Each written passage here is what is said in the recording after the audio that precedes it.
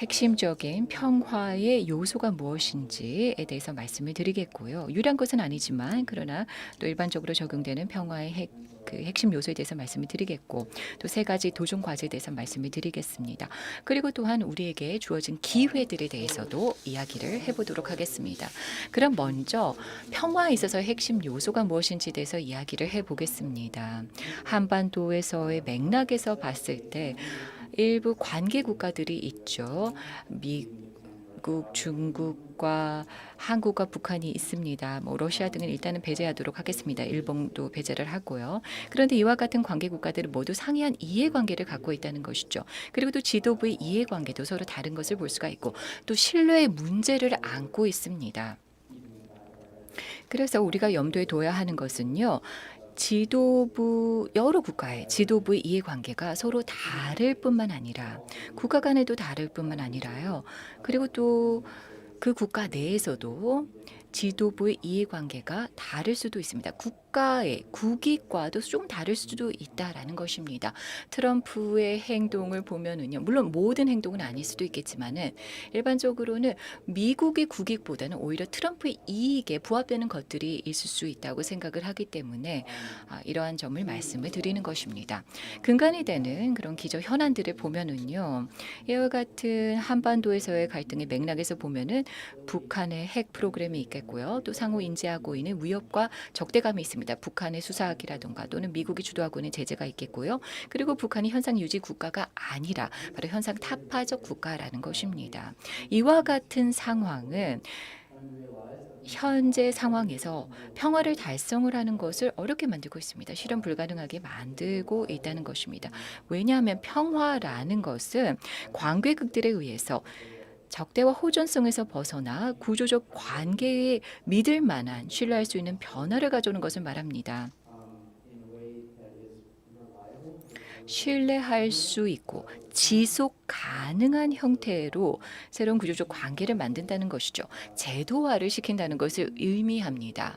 그래서 여러 가지 정치적인 그런 프레임워크 안에서 제도화를 시킨다는 것입니다. 이와 같은 평화의 정의는 지금까지 우리가 들어왔던 여러 가지 담론의 정의와는 다를 수도 있습니다. 한반도에 연결해서 말이죠. 특히나 정상회담과 협상에서 어떤 평화 선언이라든가 종전 선언 등등에 대해서 이야기를 했었는데요. 이와 같은 담론을 보면은 한 가지 문제가 이와 같은 담론들이 대가 또는 비용을 반영하지 못하고 있다는 것입니다. 국제 관계에서 사용하는 용어를 사용하자면 칩 터크라는 것입니다. 그래서 여기에 대해서 잠시 후에 말씀을 드리겠지만은 거스를 수 있다라는 것이죠. 가역적이라는 것입니다. 되돌아갈 수 있다는 것이죠. 그리고 또 국가들 간의 상이한 이해관계로 인해서 협력으로 본질적으로 향해 나아가지 못하고 있다는 것입니다. 신뢰의 문제가 있다는 것은 국가의 지도부가 상대국 지도부에게 외교적 정치적 약속이 신뢰할 수 있는 약속들임을 설득하기 어려움을 의미합니다. 현재뿐만 아니라 미래에도 그렇다는 것이죠. 그래서 여기에 대해서 잠시 후에 더 말씀을 드리도록 하겠습니다. 몇 가지 예를 들어 보이도록 하겠습니다. 여러분 이것이 뭔지 아시겠죠? 좌측에 보시면은 폭발하고 있는 모습입니다. 네, 지금 연락사무소가 폭파되고 있는 것이고 우측에 보면은 한미 연합훈련의 모습입니다. 좌측에 보시면은요. 연락사무소가 사실 하나의 상징이 됐었습니다. 외교 성공의 상징이기도 했었고요. 물리적인 구조물이었음에도 불구하고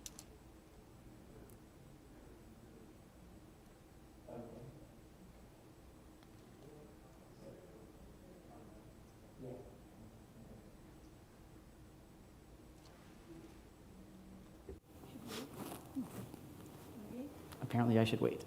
네, 잠시 기다리라고 하시네요. 뭐 중간부터 해야죠.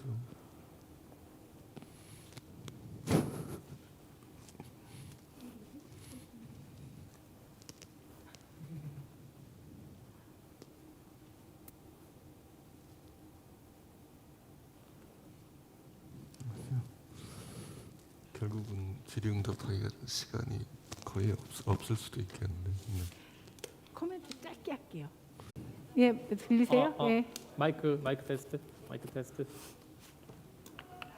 그 옆방은 되고 있다네요 지금. 오케이. 다행이네요 그래도.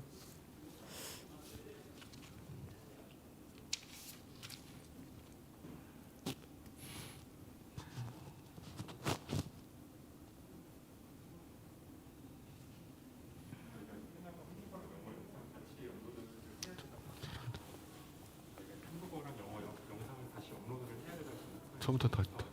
어차피 그러면 질의응답은 못 하겠네. 발표 시간도 좀 줄여야 될 것 같고. 아니, 12시간 끝내야 되잖아. 어쨌든. 시간 때문에 저희가 시간 뺏는 것 같아서. 아니 괜찮아. 이건 나중에 혼날까 봐 그렇지.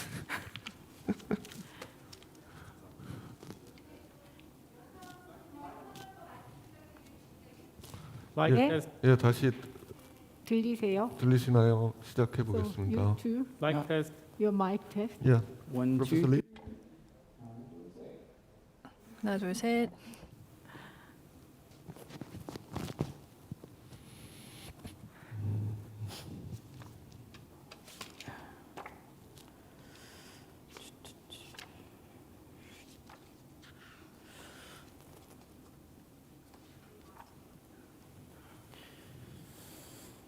토론을 진짜 줄여야 되겠다.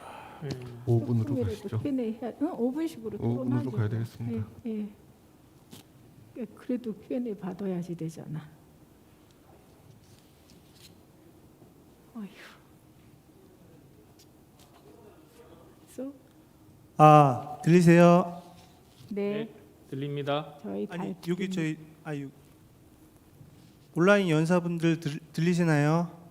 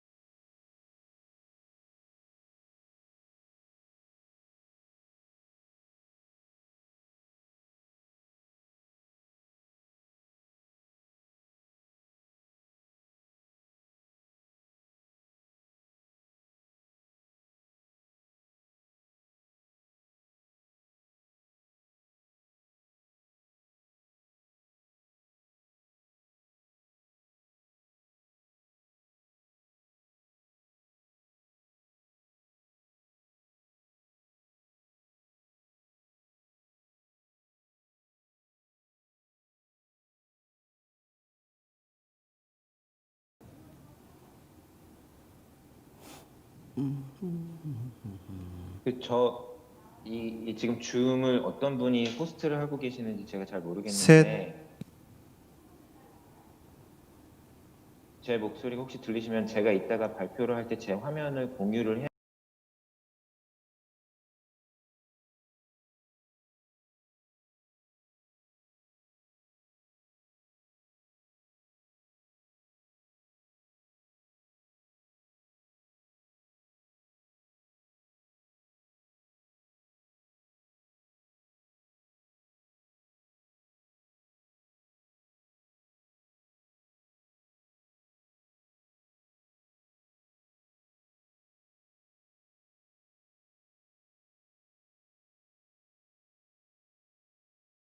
하나, 둘, 셋, 하나, 둘, 셋. 하나, 둘, 셋. 한반도 평화 제도화의 장애물과 극복 방안 세션입니다. 하나, 둘, 셋. 하나, 둘, 셋. 한국어 채널 테스트 중입니다. 하나, 둘, 셋. 하나, 둘, 셋. 네. 하나, 둘, 셋. 하나, 둘, 셋. 한국어 채널입니다. 세션 1-2 세션입니다. 하나, 둘, 셋. 하나, 둘, 셋. 1번 한국어 채널로 말씀드리고 있습니다. 하나, 둘, 셋. 하나, 둘, 셋. 1번 채널 테스트 중입니다. 하나, 둘, 셋. 하나, 둘, 셋. 1번 채널 마이크 테스트 중입니다. 하나, 둘, 셋. 마이크를 테스트합니다. 1번 한국어 채널입니다. 2번 영어 채널 부탁드립니다.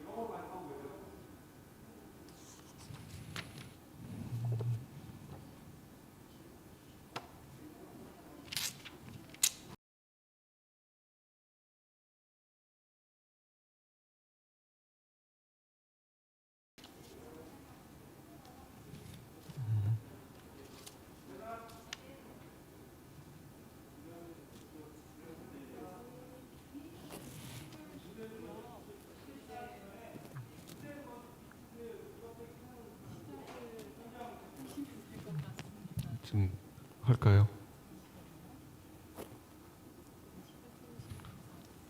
처음부터 다시 시작하는 거죠. 네, 알겠습니다. 2020년 한반도 국제평화포럼 세션을 시작하도록 하겠습니다. 이번 세션의 주제는 한반도 평화제도화의 장애물과 극복 방안입니다. 한반도 평화체제 구축을 위해서 어떤 제도화가 필요한가가 논의의 핵심이겠고요. 아마 그 후반에는 향후 한반도 평화 프로세스를 전망하는 자리를 갖도록 하겠습니다. 오늘 두 분의 발표자를 모셨습니다. 첫 번째로 지금 한국 외국어대학에 계시는 메이슨 리치 교수님이십니다. 두 번째 발표자는 현재 그 아일랜드 트리니티 칼리지에 계시는 김동진 박사님이십니다.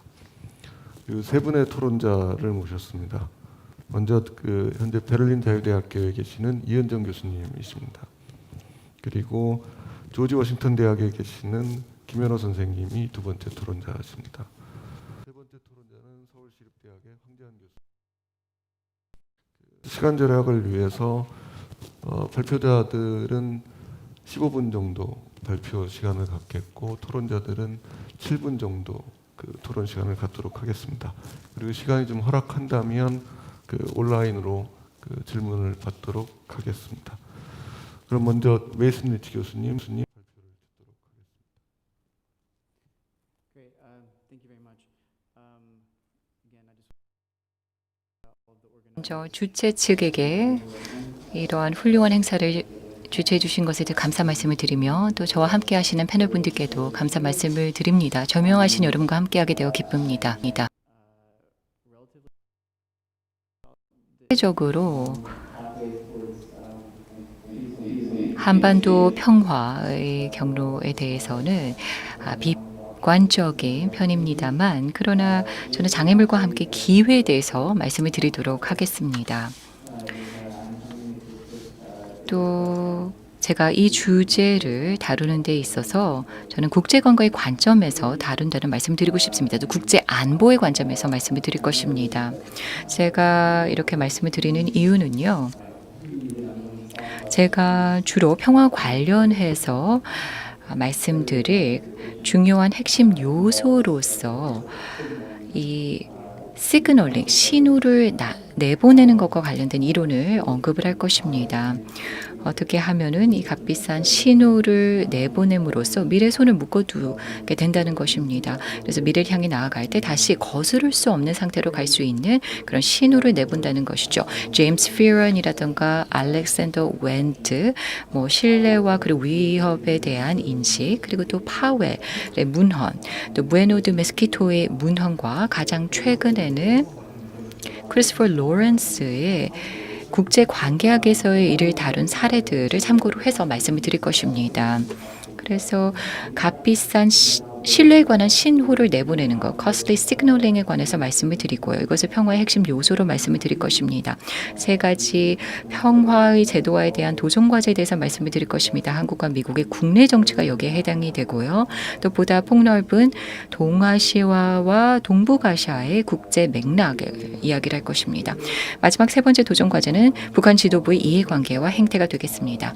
마지막으로는 어떠한 기회들이 존재하는지에 대해서도 언급을 해보도록 하겠습니다. 한반도에서의 평화를 달성하는 데 있어서의 기회가 되겠습니다. 한반도에서의 이 갈등과 분쟁의 맥락에서 봤을 때에는요, 네 가지 국가를 주목할 필요가 있습니다. 오늘은 제가 일본과 러시아를 배제하고 이야기를 해보도록 하겠습니다. 이 4개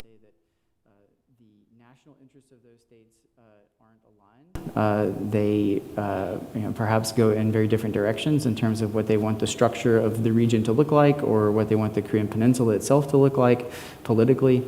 The various states have leadership whose interests also diverge in many cases, and those states also have trust problems, and the leaderships between them have trust problems. I will also note that a secondary factor, one that perhaps I won't have much time to address today, but is worth thinking about, is that there's also divergence between the leadership of states in some cases and the national interest of those same states. Just to give you an example, Donald Trump, US president, seems, in my estimation and in the estimation of many people, to act in a way that doesn't actually improve the national security of the US, but instead improves his personal political and financial fortunes. We can make a very similar argument about Kim Jong-un and his party and his regime, where the national interest of North Korea isn't well served by the governance economically and politically in that country. The underlying issues within the contextual context of conflict on the peninsula are, of course, North Korea's nuclear program, the mutually perceived threats and hostility that we see demonstrated by North Korean rhetoric, US-led sanctions, and other forms of discord. And then, of course, lastly, North Korea is not a status quo state. It wants to change, in particular, the Korean Peninsula, but also power and structure relations within Northeast Asia more largely. And its way of doing so frequently involves violation of both international law and international norms. So taking all of this together, this state of affairs makes reaching peace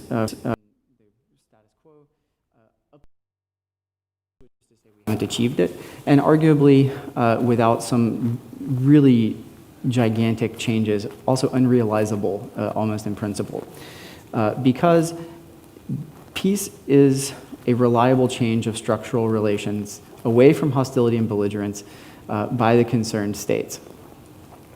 As I would like to point out, I'm working with a definition of peace here that is perhaps different from what you see in discussions about peace declarations or end of war declarations, and particularly when summits and working level negotiations are in process, and we begin to think about what are the pieces of the mosaic that the U.S. and North Korea and South Korea and perhaps China can put into place so that we can have something that looks like peace on the peninsula.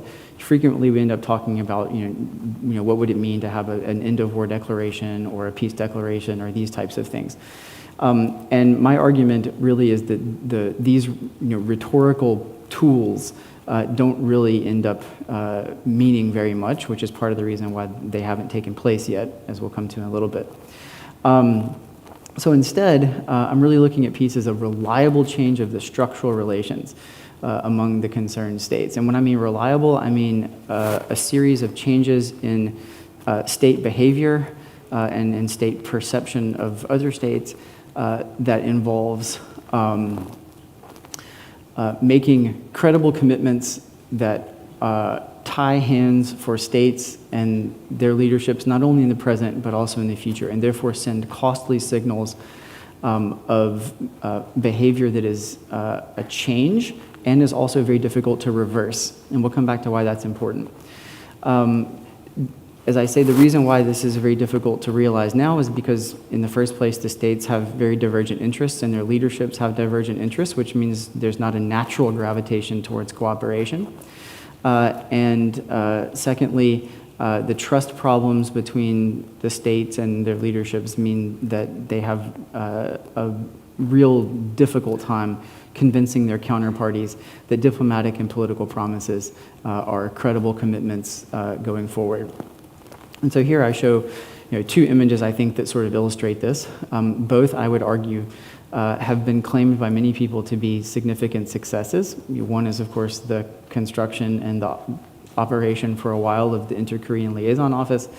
The other, of course, is the downscaling and in some cases, postponement or even cancellation of certain joint exercises between the US and South Korea, which North Korea frequently cites as evidence of US alliance hostility to North Korea. Of course, as we know, the Inter-Korean Liaison Office was partially destroyed earlier this year by a very amateurish demolition job.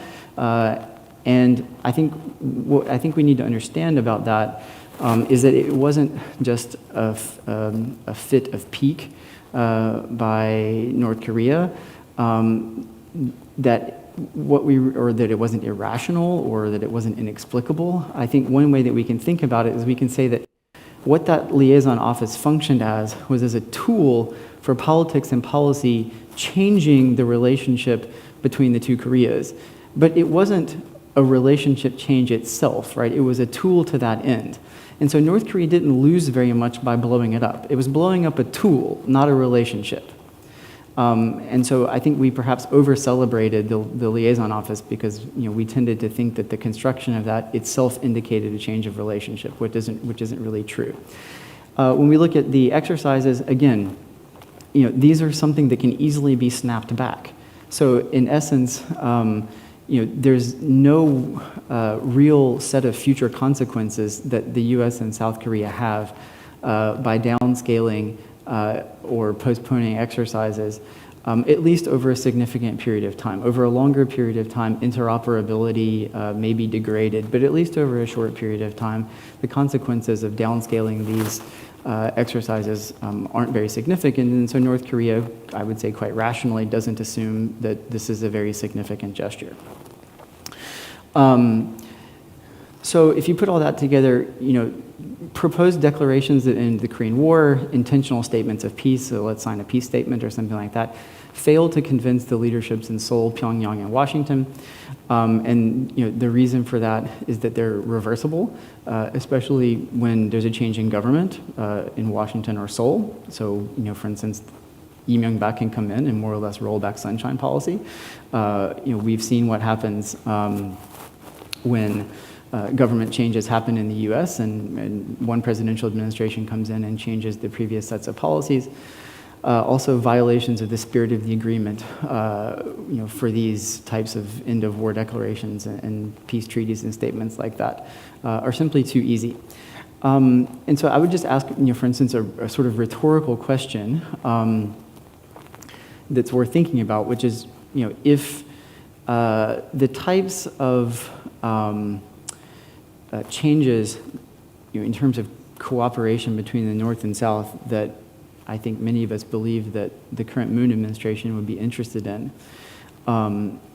terms of perhaps tours at Mount Kumgang, or relieving the May 24 sanctions. If those could be done in a way that doesn't violate international sanctions, which could be done because there's a way to do them without involving bulk cash transfers, why hasn't the Moon administration done that? And I would argue it's because even the Moon government here knows that the alliance and the political cost of doing so, because doing so would make Washington, at least currently, very unhappy, outweighs the benefits in terms of altering Korean Peninsula hostility. Essentially, North Korea knows that these types of steps, Kumgang, or relieving May 24 sanctions, are too easily reversible.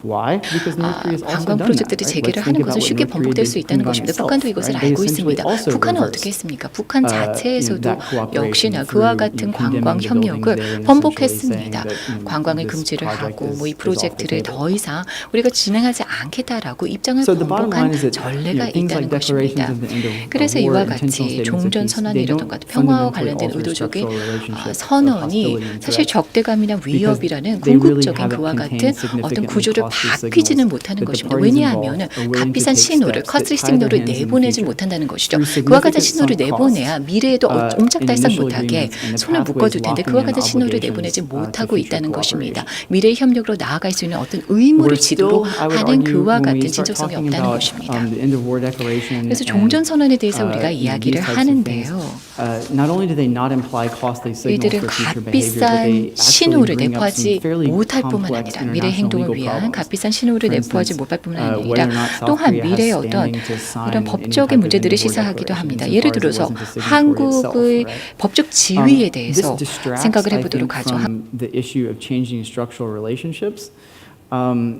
and in our understanding of the threat perception and hostilities on the peninsula. And also, these approaches tend to frame peace declarations and the process behind it in a carrot-stick modality.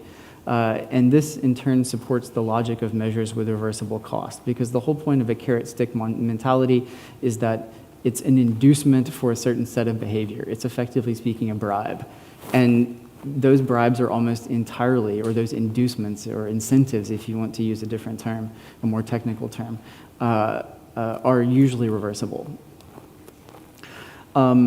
So a key component, therefore, of political and diplomatic cooperative movement towards peace is costly signals that tie hands in the future and therefore commit parties to behavioral pathways that change the structural relational threats and the hostility. So in practice, this means that parties need to front-load irreversible costs and make sacrifices while accepting reversible benefits, or if it's not a reversible benefit, a set of benefit streams that are backloaded.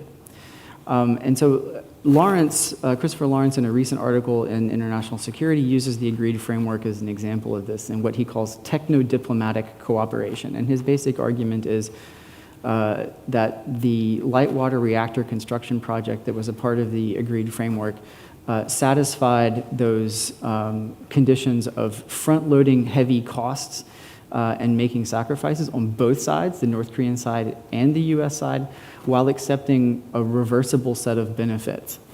And you might be saying, aha, this is too smart by half because the agreed framework failed, and indeed it did. But his argument is it failed largely because what happened is that Washington, in particular Congress, began to misinterpret the techno-diplomatic cooperation in the agreed framework as a form of inducement. They began to think of it not as a change of relationships from hostile to more cooperative or more peaceful, but rather as a carrot and stick approach, or as a part of a carrot and stick approach. At which point they cut funding for it, they internationalized the funding to Quito, as we all know, and North Korea at that point said, well, the US doesn't have any more skin in the game for this, and so we're not interested in this anymore either. And of course, the whole process began to degrade, and then of course, John Bolton and Bush came in, and in 2002, Bolton ended up, as he said, smashing the agreed framework with a hammer. So I admit, right, the front loading of irreversible costs and sacrifices while accepting reversible benefits is a very heavy lift, right? The sequence of steps to doing this is very critical, very tricky, and distrust among the parties makes even getting to this stage very difficult in the first place. One of the main problems is that a peace process with an asymmetrical time dimension, so front-loaded costs, back-loaded benefits, is very difficult on the Korean Peninsula because of the distrust between the actors here. And so this is why we take the path of least resistance, which is to look at it primarily through a carrot and stick approach, which has symmetrically reversible costs and benefits. And the idea here, and this fits well within a certain cooperation literature, is that small, low-cost cooperation builds trust towards higher-order, riskier cooperation. But if we simply look at the history of this inducement and coercion approach has simply failed, both on the peace count and on the denuclearization account. So therefore, negotiations toward peace, which include denuclearization,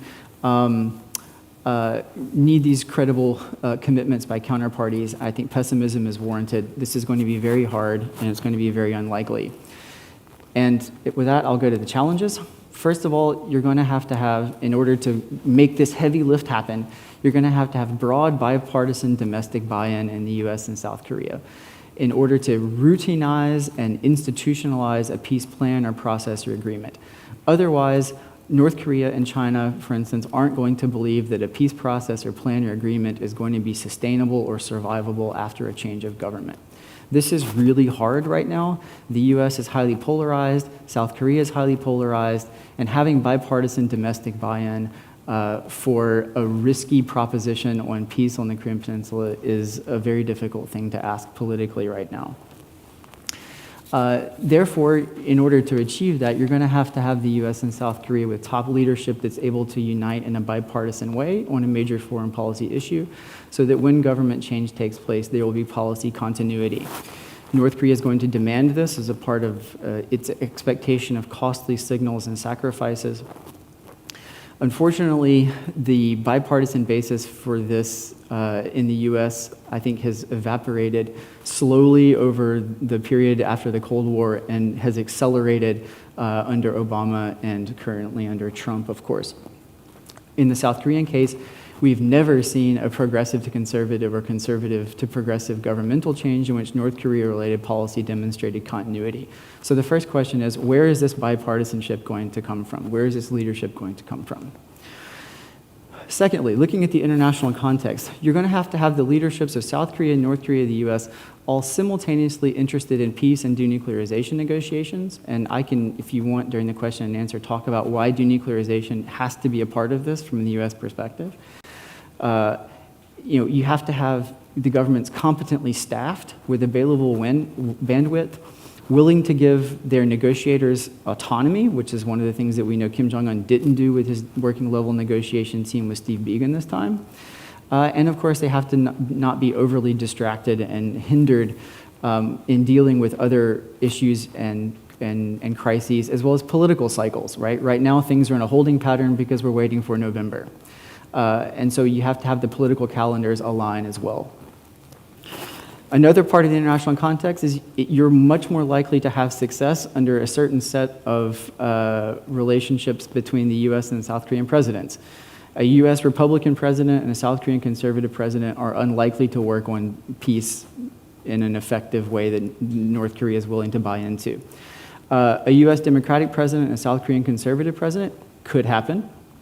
A US Republican president and a South Korean progressive president could also happen. In fact, we've seen that in theory with Trump and in Moon, although not very effectively, largely because of, in my estimation, Trump, but that's a different story.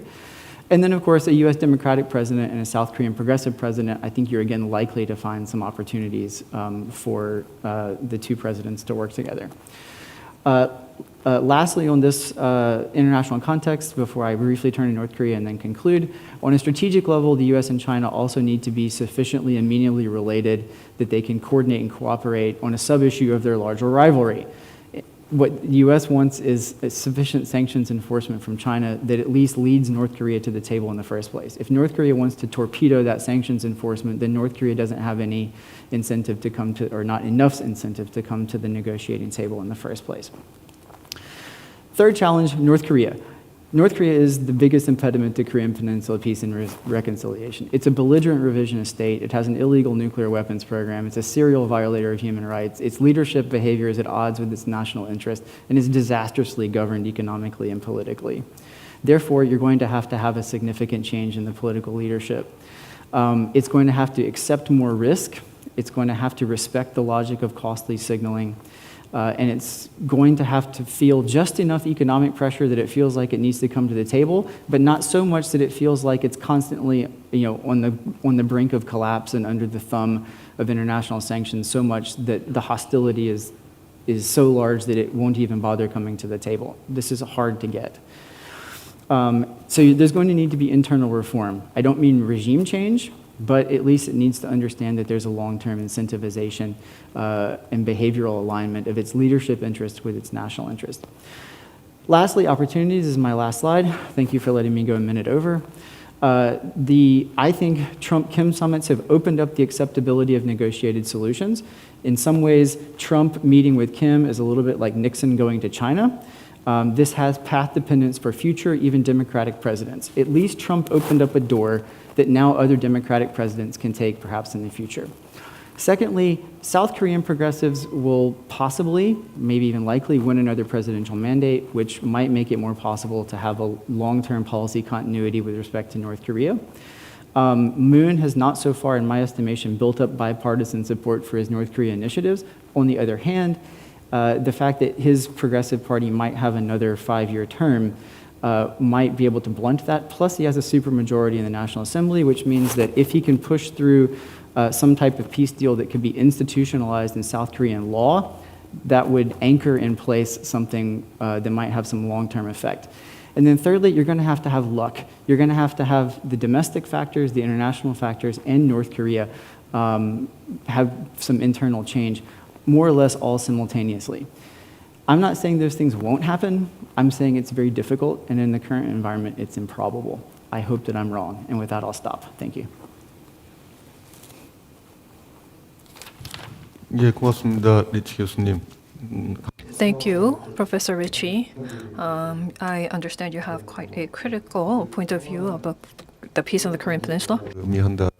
And you also talked about the definition of peace, which regards to a structural change. That was quite impressive. Let us now go on to our next speaker. From the Trinity College Dublin, we have Dr. Kim. Please finish up your remarks in 15 minutes. Good morning. Can you hear me well?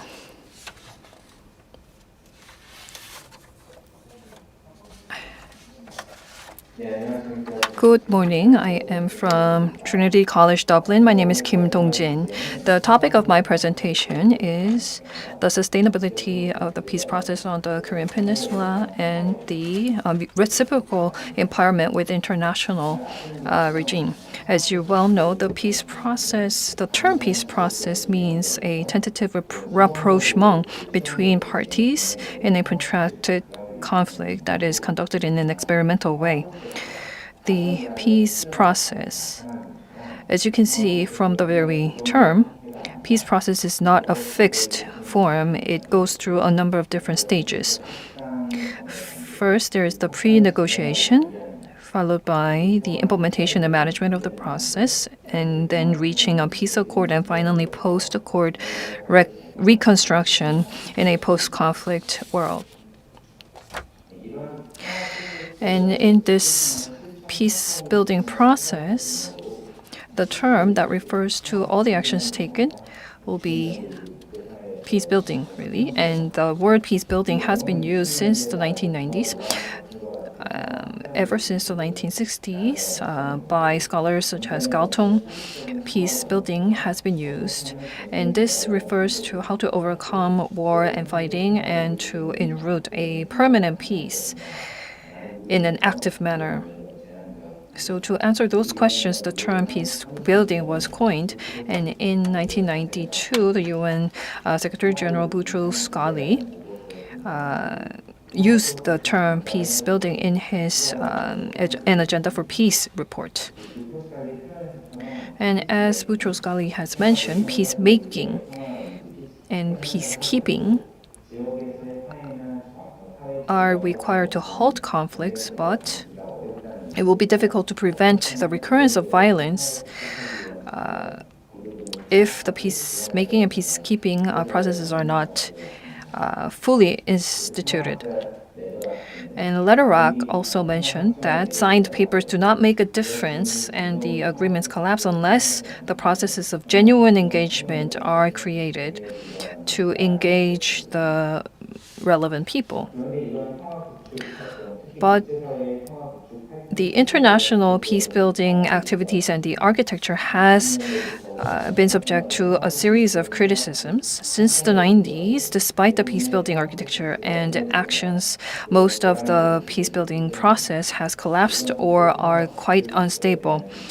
Some of the criticisms include the fact that these architectures are conducted by the West and are external interventions, and they are universalist and top-down. And there is too much focus on liberal state building led by the West.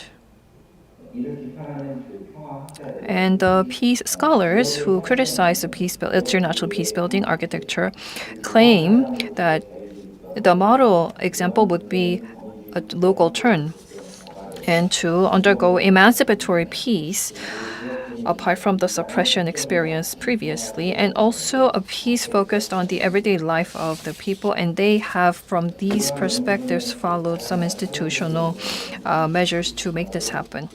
And in this sense, I think that there is a large amount of comparative study being done to share the parallels and differences in the challenges and opportunities of each different peace process, and to share the contemporary peace process and the experience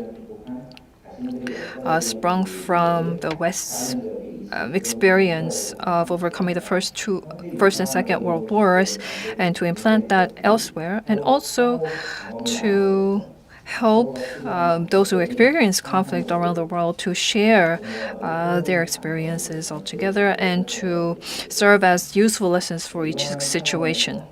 And in this sense, comparing the peace process and sharing experience is a bit different from the empowerment process done by international aid. It is a more, rather than being a linear process, this is a more reciprocal empowerment process that draws a circle. So in this circular process, reciprocal empowerment is similar in that knowledge is shared, but going beyond the local community taking the initiative of this process, in reciprocal empowerment, in the very process itself, the people that are actually directly involved will take initiative and participation. And they would build empathy and work towards one another and for one another and themselves.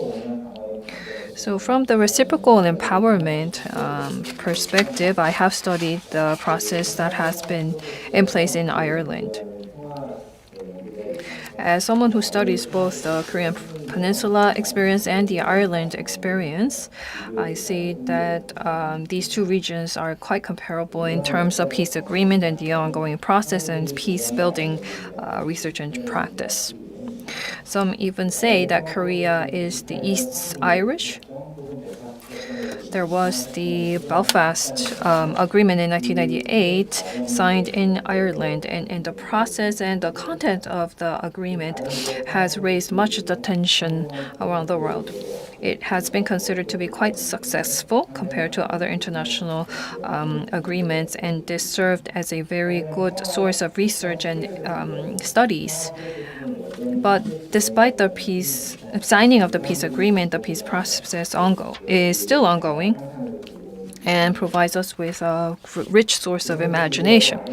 And nevertheless, Ireland and the peace process on the Korean Peninsula have their distinct differences, because the Korean Peninsula is about a region where people share ethnic identity, and they have two different incompatible goals to build a state. But in Ireland and the UK, they share a similar economic system and also but they had a very different religious and almost incompatible religious differences. And in terms of structure of the division, Korea is divided into North and South, and Ireland had a North-South division and also the UK-Ireland division. And lastly, geopolitically, the Korean Peninsula was impacted by the Cold War structure and under the influence of regional powers, but Ireland was under a very favorable geopolitical influence. But both Korea and Ireland have had incompatible goals, and they went through the pains of war. And to overcome that process, peace process was needed in both regions. But simply put, depending on what national flag you want and what national flag you cannot give up, that was really the key source of conflicts. And on that, against that backdrop, the peace process took place. And in the process of this peace process, a meaningful agreement was reached in a quite similar time frame. In the two regions, there was the 1972 joint communique of July 4th in Korea and the 1973 Sunningdale communique. And ensuingly, there were a series of different agreements at similar timing, including the 1994 ceasefire agreement in Ireland. There were a series of different agreements that took place that faced oppositions and overcoming and reconciliation. And the process is ongoing. John Hume, the late John Hume, who recently passed away, really won the Nobel Peace Prize, and also he led all the efforts that led up to the 94 agreement. And he mentioned that the 94 agreement was a re-education process for those who lacked the understanding for Sunningdale Communique in 1973. So the two different groups with incompatible goals still need to build peace.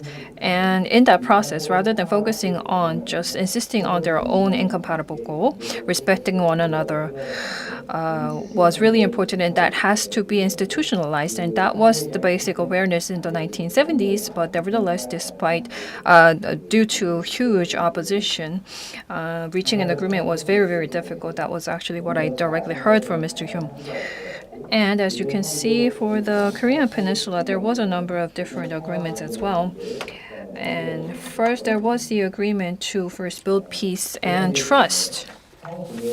In Ireland, if you look at the Good Friday Agreement, there was understanding of the aspiration for unification, but that has to be determined without external impediment and through the exercise of the right of self-determination. That was the basic principle for peace.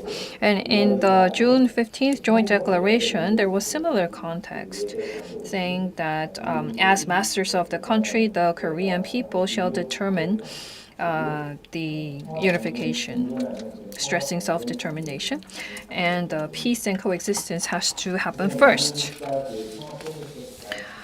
But the biggest difference between Ireland and Korea is that after signing the peace agreement, the South and North Ireland, the Northern Ireland and Ireland, no longer have a legal border.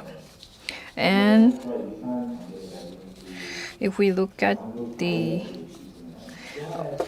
Irish case, it has quite similarities with the Korean Peninsula, but after the peace agreement was signed, the Ireland revised their constitution and said that the United Island shall be brought about only by peaceful means with the consent of the majority of the people. And what kind of lessons we can learn from both regions? I think we can come to 5 points. First, mutual respect and sovereignty issues. In the peace process, the political leadership and institutions, the issue of geopolitical conditions, and in particular in Ireland, as you can see, ever since the peace process began, this is the worst geopolitical condition that Ireland has been put in. And we can also consider the socio-cultural and economic aspects who can benefit from the peace process, and also the peace-building role of the civil society. Just as in Korea, in Ireland, the civil society played a huge role in institutionalizing peace and also gaining the consent and consensus from the people. After the Irish peace process, there was a peace wall, a barrier that divides the Northern Ireland with Ireland. But in a sense, that barrier became higher. It's been about 6 years since I moved to Ireland, and in the meantime, more than 200 Korean delegations visited over 15 occasions to learn from Ireland. And there were a number of Koreans, more than 50, who visited through me or in some kind of affiliation with myself. And they often raise the question that follows. Would opening the border between North and South Korea be possible while maintaining the division, and how? And would North and South Korea need to recognize each other's sovereignty? And how can the people and the states sustain peace-building projects on the Korean Peninsula? So these are the questions that are still unanswered in Ireland, and there is no right answer to these questions because no matter how far along you are in institutionalization, building a peaceful and just society for the people necessarily inevitably needs to engage the very people who are involved. For instance, in Northern Ireland and Ireland, peace brought great economic benefits, but in Northern Ireland still, there are annual events of burning the Irish flag. And there are some people who say in interviews that they would rather live in the poor Ireland than rich Northern Ireland. And in the process of holding a referendum, discussing and participating, engaging people to discuss how to build peace truly in the region was not actually done very well. Only the institutionalization itself was stressed. And last year, I was going through a number of different peace theories to write a paper, and I learned that we need to overcome institutionalization and also deeply consider how to engage the residents, the people in this peace-building process. How to do that really is the make or break factor in a peace-building strategy and a process. So that is the key topic I am currently studying. The South-South conflict in Korea has bipolarized the country between people who are for or against the North Korean policies of the government. And this is the same in Ireland.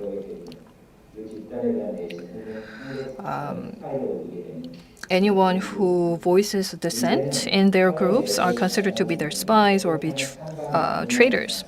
So in Korea also we need to think of how to come to a converged agreement on how to build a permanent peace on the Korean Peninsula rather than always being in conflict with which is the right way.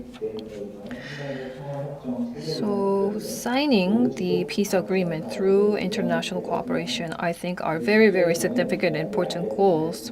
But learning from Ireland, we do need to engage the people themselves. Without true engagement of the people, we cannot guarantee the permanence of an institutionalized peace process. We also need to revise the National Security Act or International Exchange Cooperation Act. And we also need to build national consensus before all this happens. And to do that, we need to understand that all our goals are not necessarily mutually incompatible. They can be strategically overlapped. And in Ireland, there was strategic discussion in the early 1990s of how what the people's aspirations are and what kind of strategic overlaps there can be. But in the process that ensued, the civil process collapsed, and they are still trying to build peace in Ireland. And there were also criticisms that the peace-building process only was rendered as a simple institutional process and formality. So those who study the Irish experience are also thinking how to engage people in Korea to build the peace on the Korean Peninsula. And since 2018, the peace atmosphere built on the Korean Peninsula raised great expectations. However, unfortunately, the peace process seems to have halted once again in Korea. And this is time when we need to build consensus within the government, but also with the people. If Irish example is any lesson, cooperating with North Korea and the international community to work towards signing a true and working agreement is the process to take. And from the peace building process, even the general citizens, the general people of Korea need to study and look into and share experience with countries like Ireland. And as the Irish example shows, sharing experience and building capacity for the peace process engages a number of different processes, and we need to learn and we need to also imagine. But in the peace process, empowerment and sharing experience also needs to be done hand in hand with North Korea. And perhaps that can enable the track 1.5 and 2.0s. Thank you very much. Thank you, Dr. Kim. So I would like to raise 3 questions for the discussion. While you compare the Irish and Korean case, you mentioned the conflict over different goals. So in Korea, that could be conflict over unification.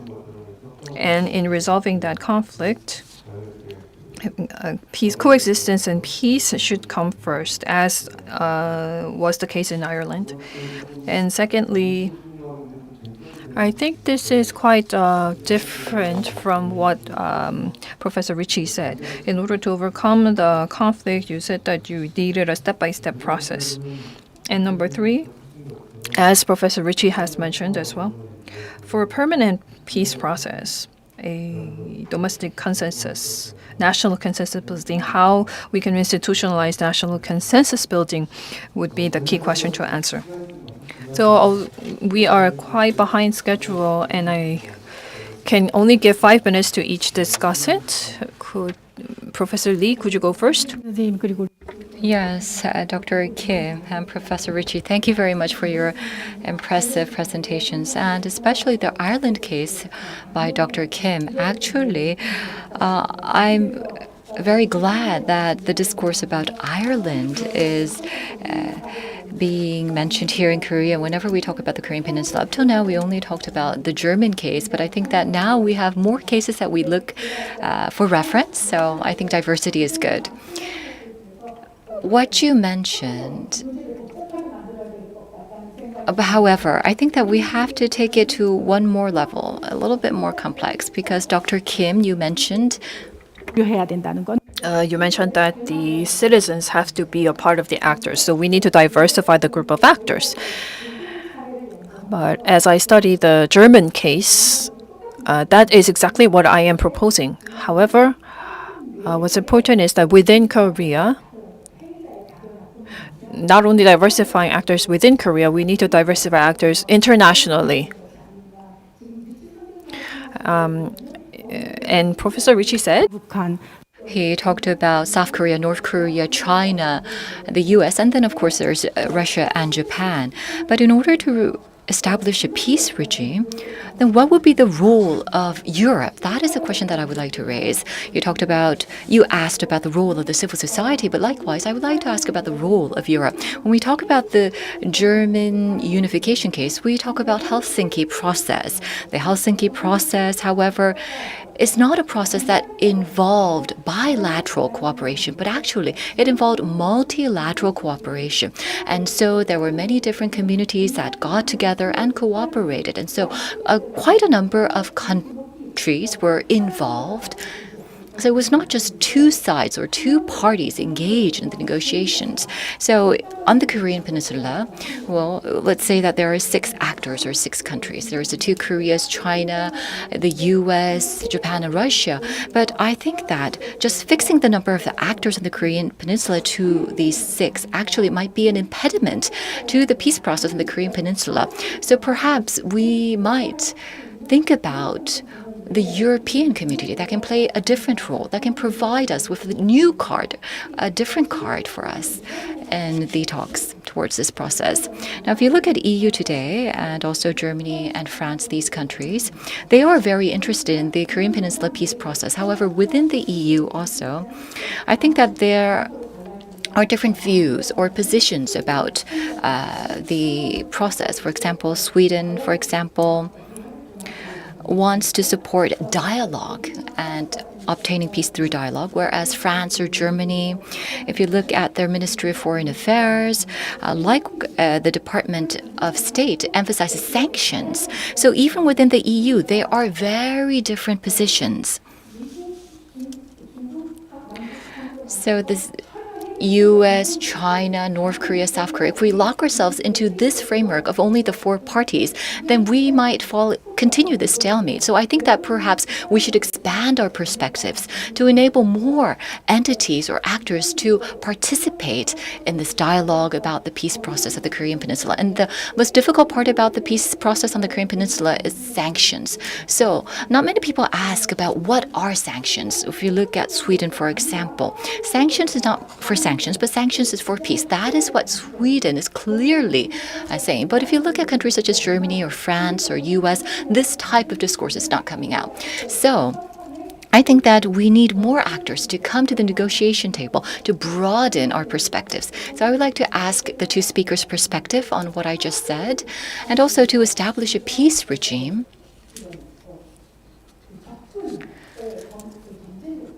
I think that the prerequisite for the approach for a peace process, I think, is diversification of actors. So I think that on the Korean Peninsula, we need diversification of actors, and also we have to think about diversification of actors on the international community as well. Thank you very much, Dr. Lee. And now let us go on to Dr. Kim. 하겠습니다. 예, 안녕하세요. Good morning. 워싱턴에 So I would like to talk about the atmosphere here in the United States, Washington, linking my talk to Dr. Ritchie's presentation. Now, the USFK and the future of the US-ROK alliance is being talked about, and actually it's like opening up the box of Pandora. So the Korean Peninsula peace regime, whenever we talk about this, I think that the heartbeat of people say that the heartbeat of the US political circle actually accelerates. As you know, the Korean Peninsula issue is mainly focused on denuclearization within the United States. Denuclearization, in order for this to be linked with or aligned with the Korean Peninsula peace process, I think that there has to be a consensus reached. But for that, there are too many obstacles that we have to overcome.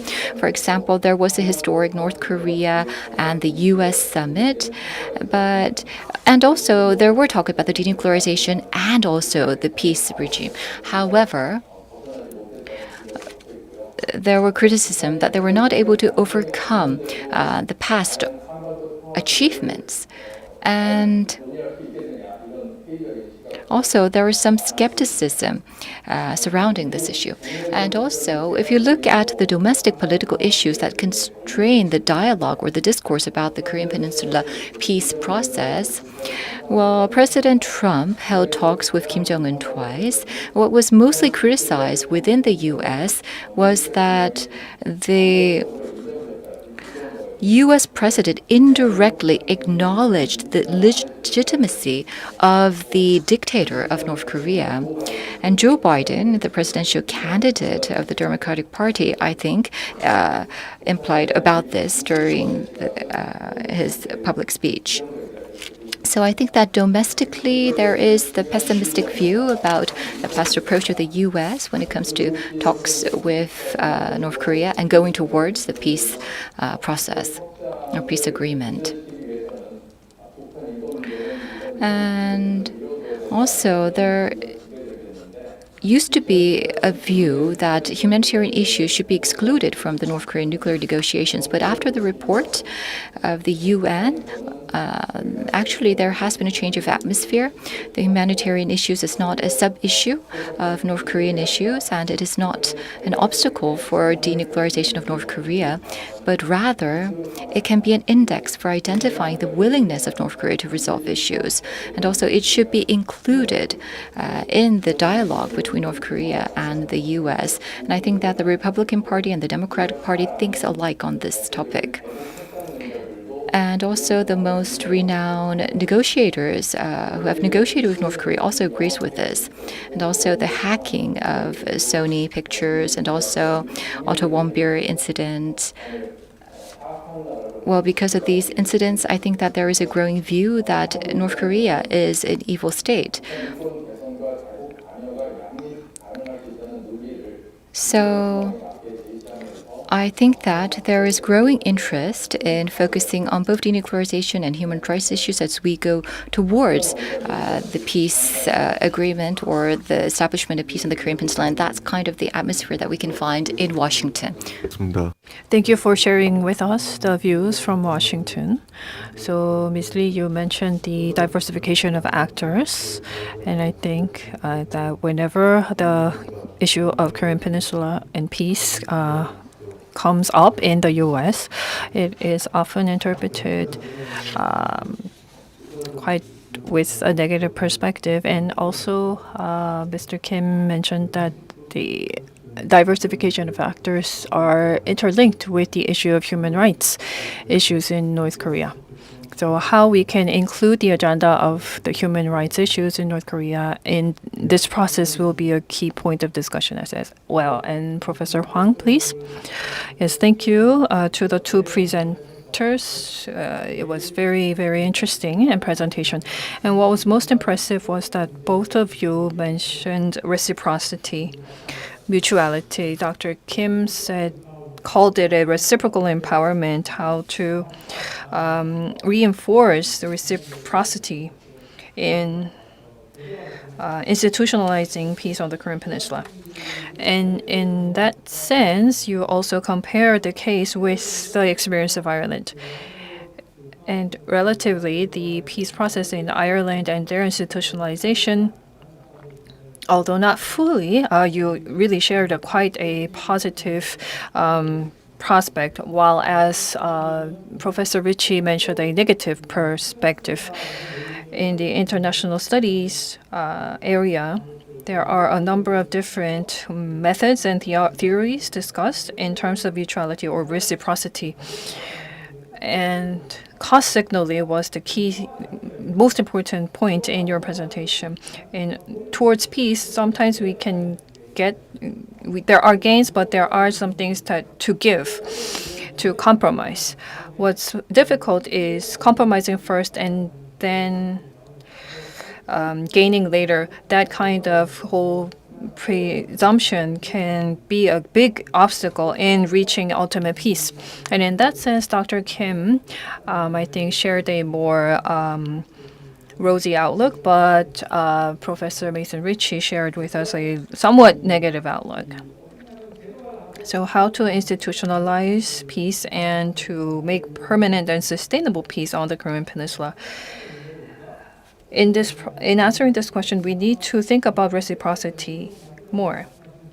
In this session, just focusing on the two presentations, and in particular with how Ireland reached a reciprocal peace. I think there is much to learn from Irish experience, and theoretically speaking, as Professor Ritchie mentioned, this is very, very difficult as history tells. But we can still learn from this past experience of the Korean Peninsula, and we need to keep these lessons in mind as we devise future policies. And just one more thing, as Professor Lee mentioned, the issue of actors. And Dr. Kim, I think one of the most important message from your presentation was to discuss at a multiple level from multiple aspects. But Professor Wilson Ritchie, you really focused on the governmental relations and the obstacles. Intergovernmental relations, of course, are very, very important, but we also need to discuss multiple different levels. So not only the North Korean regime, but the people of North Korea. What can we do policy-wise for the people? And in building the peace process, how can the people of North and South Korea can communicate with one another is a key point that warrants attention, but has not really gained much attention so far. So in this sense, I think we can find a breakthrough for the reciprocity issue. Thank you to the two discussants. I wanted to raise a few questions, but 프로세스에서 사실은 And in the Korean Peninsula peace process, I think that there are obstacles and difficulties and challenges, and action to action, rhetoric to rhetoric has been emphasized in the past. And that is because in the past we have experienced how giving concessions in the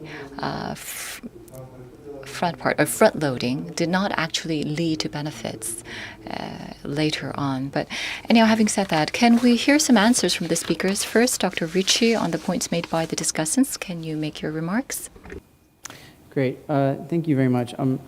I appreciate the really high quality comments from both the moderator and the discussants. I really appreciate it.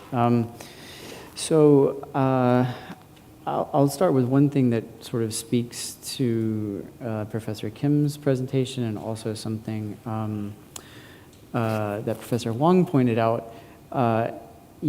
Indeed, I'm in my presentation focusing much more on high level, even very high top level relationships rather than the relationships between the people and civil society, which is not to say that I don't think that the second is important. I absolutely think that it is.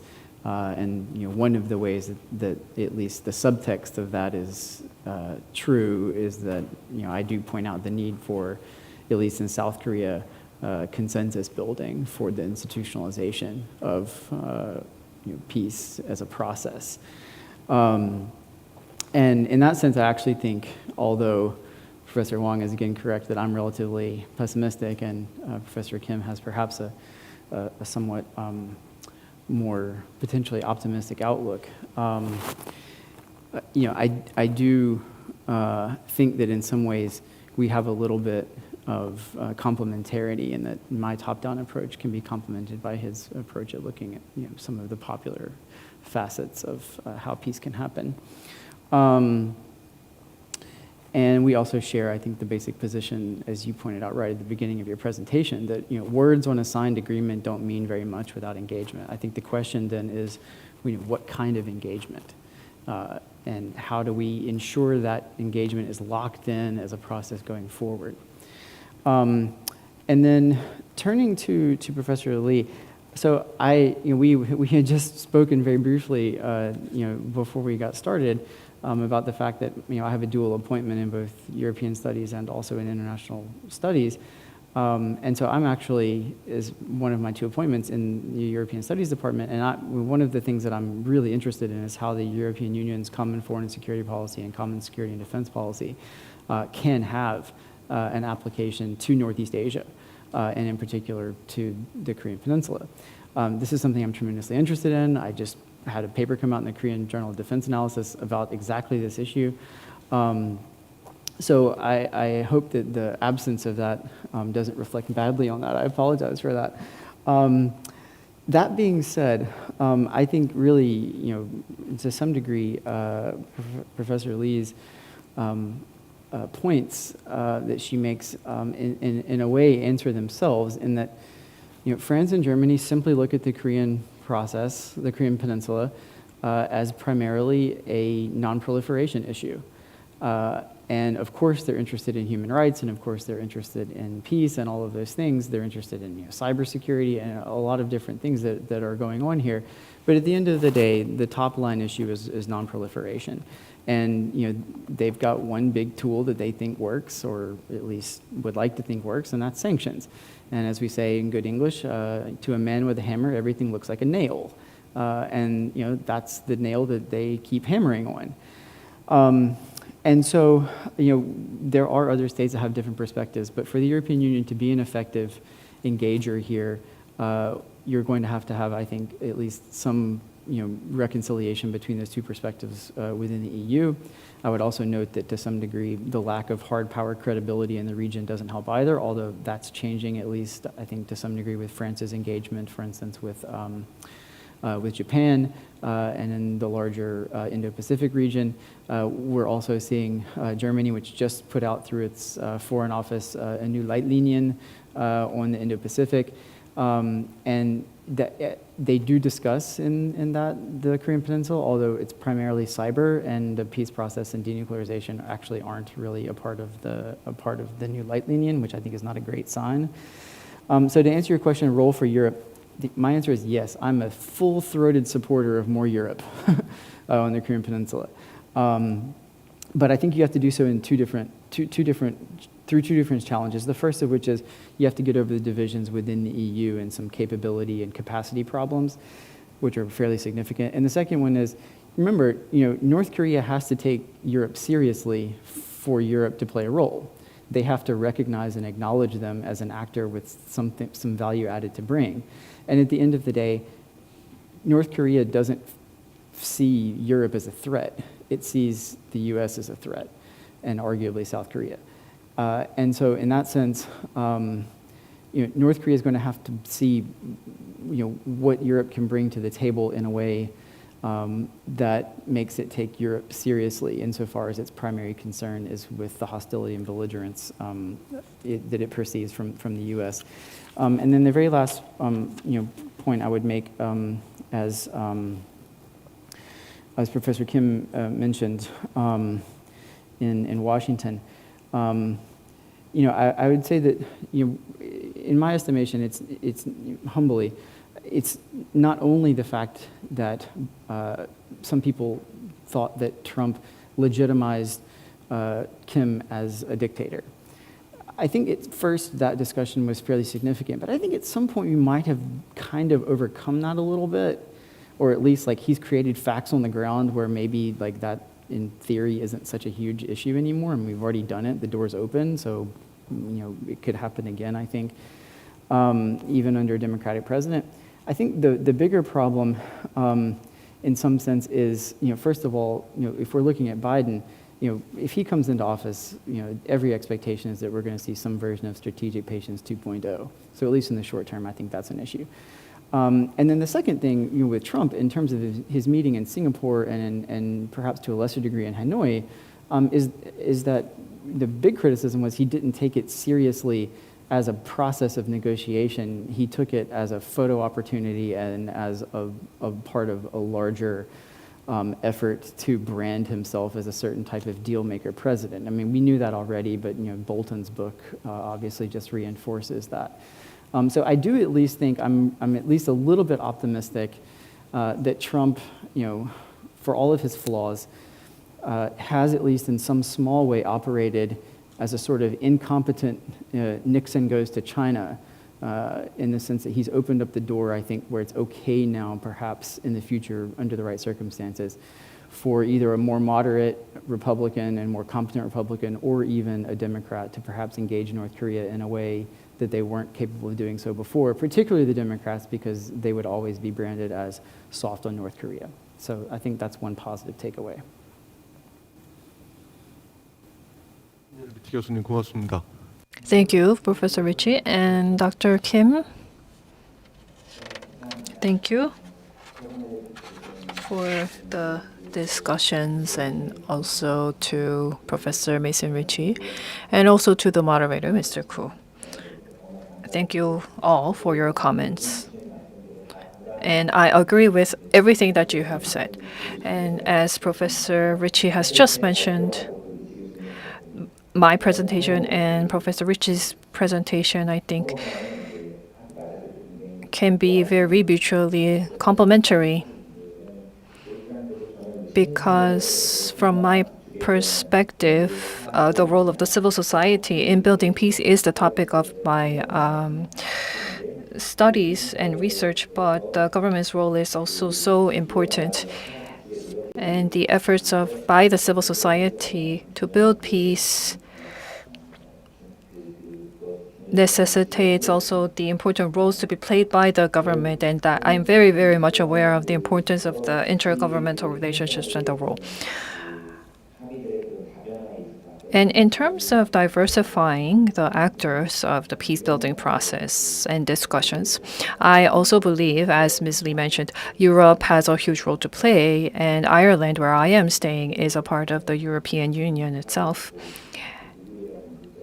And nations such as Germany and other nations that have been mentioned can play a huge role and raise multiple voices in the peace-building process on the Korean Peninsula.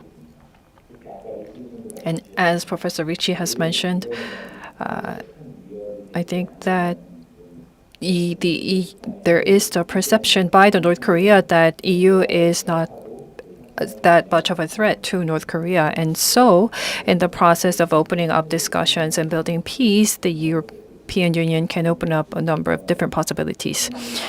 And in that sense, diversifying the actors of building peace is very, very important.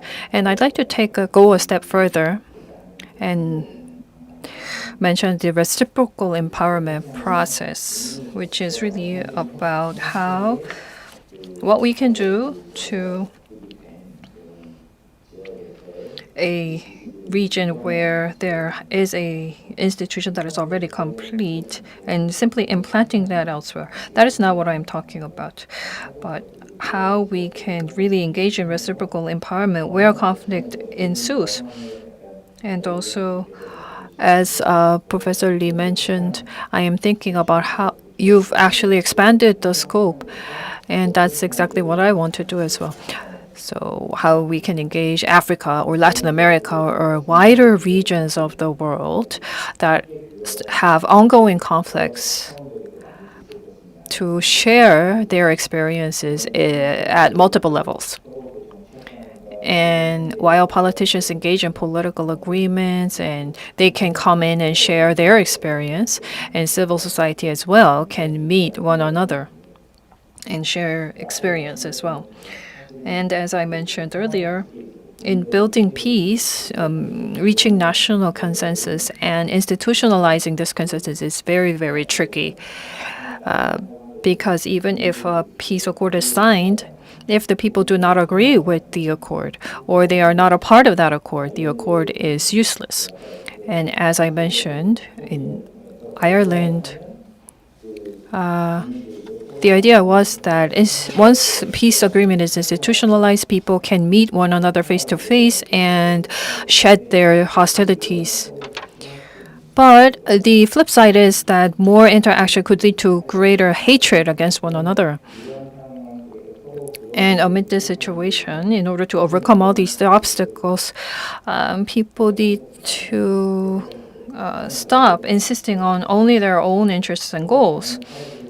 You need to open up to other cases and experiences. And in that process of sharing, you can also look at your own situation more with a wider perspective.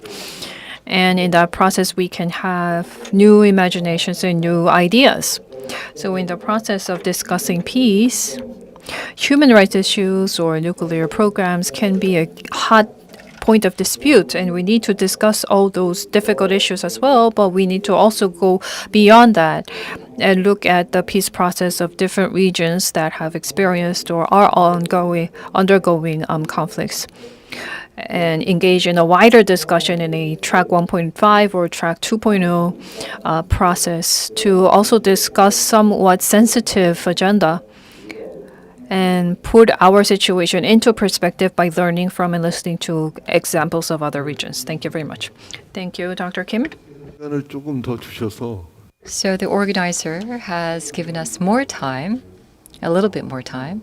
So if there's anything more to add, the panelists, please go ahead. Dr. Hwang? Yes, or perhaps Dr. Kim, Director Kim, is there anything more you would like to add?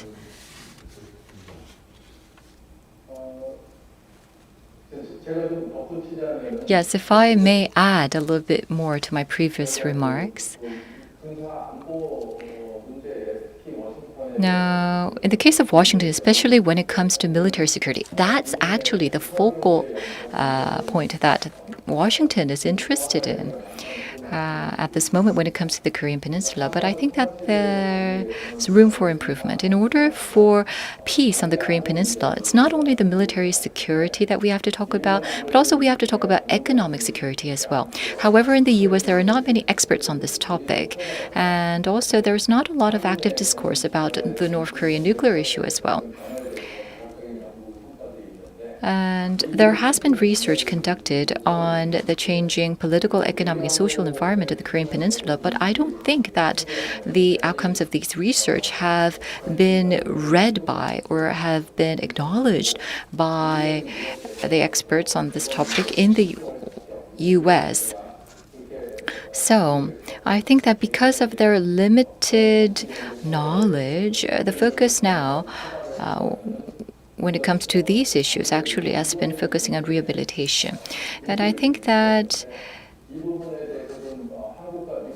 the US and Korea has to communicate more, and there has to be more investment in human resources in an active manner so that we can have more productive discourse related to the Korean Peninsula peace process in the future. Yes, Dr. Lee? Yes. So, in relation to what Dr. Kim just said, now what he's saying is that when it comes to the Korea Peninsula peace process, in order to institutionalize the peace process, we need to diversify the topic. Not only the diversification of actors, but also we have to include human rights and economic issues and cultural issues.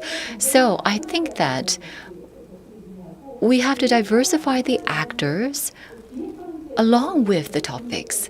So we should not just focus on denuclearization, for example. If we only focus on denuclearization, we can fall perhaps into confrontation. So if we fall into a stalemate because we only focus on negotiations about the denuclearization, we can turn our eyes to include other issues and find a breakthrough. That is what was experienced by Europe. So what was just mentioned by Dr. Kim is that not only the economy, but I think he's saying that various other topics should be included in the Korean Peninsula peace process. At least that's my view. And Dr. Hwang? 네, Yes. Going back to what I have mentioned, the principle of reciprocity was my discussion, and Dr. Kim and Professor Ritchie's points were slightly different. So ultimately, between North and South Korea, what can we do? Well, the two Koreas, whether they send costly signals or institutionalize something or learn from the Irish experience, we need to make changes to the current positions. That's the starting point. Otherwise, we will just go through a vicious cycle over and over again. So in that sense, I think that North Korea needs to think about changing their state policies. And as Professor Ritchie mentioned, we also need to think about what the X factor is. And with that in mind, our civil society and our government also need to widen their scope of thinking of how to find a breakthrough in the areas that we haven't thought about. And Professor Ritchie, anything to add? Not particularly. I think the comments from the discussants are all right. Is it possible for me to ask a question? Can I ask a question? 예, 괜찮습니다. I would be interested in hearing from Director Kim in Washington. what the feeling is, what the sentiment is in Washington, policymakers, future members of a Biden administration, if he were to win, might come in from think tanks into an administration. What is the thought in Washington now among current or former policymakers, think tankers, that set of people, about what we can expect in the short term, let's say between now and November, and then I think more importantly, what we can expect, given outcome A, where Trump stays in office, versus outcome B, if Biden were to come into office. 김현우 소장님, 그 예, 짧게 Yes, can you briefly answer this question, including your outlook for the presidential election of the U.S.? Well, yes. I think that up till now, there seems to be some factors that make it look Trump is in a more disadvantaged position, but I think that people are very cautious to predict. So people are saying that we have to wait until the presidential election itself. But if Trump is reelected, then probably a legacy project will be launched. So in his second term, probably Trump will try to obtain a big deal so that he can leave his mark in history. A big deal with North Korea. If Biden is elected, I think the view is that Biden would probably try to erase the footprints or the tracks of President Trump's past policy towards North Korea. So probably rather than a top-down policy, perhaps there might be a turn to the more traditional approach that was pursued by the U.S., a more hardline policy, meaning more pressure towards North Korea. So I think that that's the overall view in Washington. 네, 고맙습니다. Thank you very much. And I think we have used up all our time. COVID-19. In the face of COVID-19, we are thinking about what can be the next sustainable development. And we are also thinking about how to institutionalize peace on the Korean Peninsula. So that was the main topic of this session.